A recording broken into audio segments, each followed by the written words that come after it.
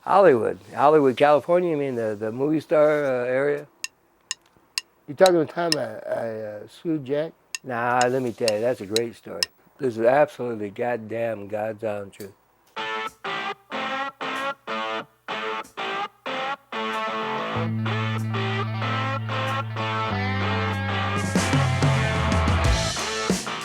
Now that was after I got out of the Army and I fell in love with this girl.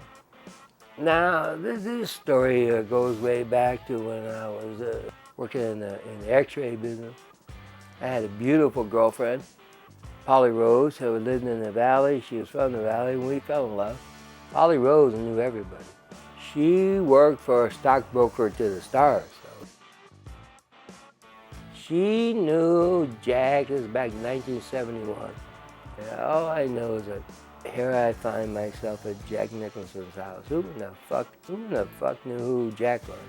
I didn't even know it was at Jack's house. You know what I mean? Jack came down and he wasn't even a goddamn star. Kiss was in the bathroom, tooting. I remember that. It was a nice party.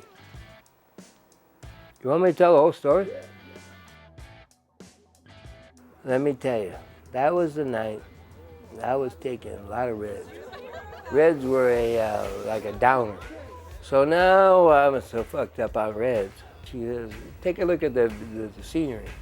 So anyway, to make a long story short, I fall in the swimming pool. I don't even know who the swimming pool is. I didn't know where I'm at. But now, I fall in the swimming pool, my foot is broken or whatever, you know, I don't even know that. By the time I come around to pay attention to anything, I'm looking at this fucking sprinkly face, this actor. But I'll never forget this guy. This is the best part of it, the only part I remember. The Man from U.N.C.L.E.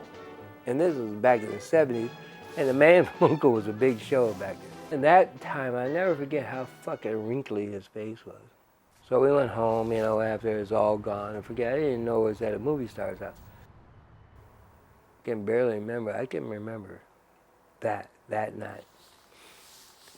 I had to because I remember Mitch Geffen, who is David Geffen's brother, had fucking handled my case.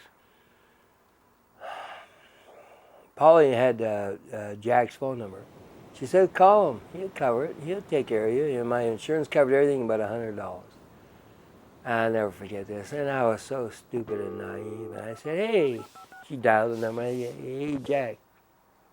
Yeah, you remember me? This is the guy that fell in your swimming pool, you know, on New Year's Eve. And, yeah. And I said, well, my insurance covers everything but $100. And he goes, yeah, well, everybody asked me for bread. He says, everybody asked me for bread. Well, bread is money. And now, mind you, I felt like a stupid fucking idiot. I didn't get no money or nothing. So I thought Mitch got money. Well, we sued him. We ended up suing him. Oh, yeah. We sued him for like $25,000. And Jack said, hey, you know, everybody asked me for bread, but I get insurance. Ding. Now, Mitch Geffen already handled a couple, had a couple car accidents. Be cool, motherfucker. His office was in Gardena. He was just above the Nordondo Club over here on Normandy and Redondo Beach Boulevard. He was above a barbershop. Mitch was a fucking ambulance chaser. He was a lowlife of all fucking lawyers. At the time, his brother was a record producer. He started out as a record producer, David Geffen. And he had Jethro Tull, and I remember that, because I liked it. He was a flute player, and I was a flute player at the time. And I remember being in Mitch's office, and he had an album. All I know is there was a fucking like a big group of cocaine on top of that album, all smashed out and flaky. And then nobody was stopping anybody. And then Mitch was cool, very cool.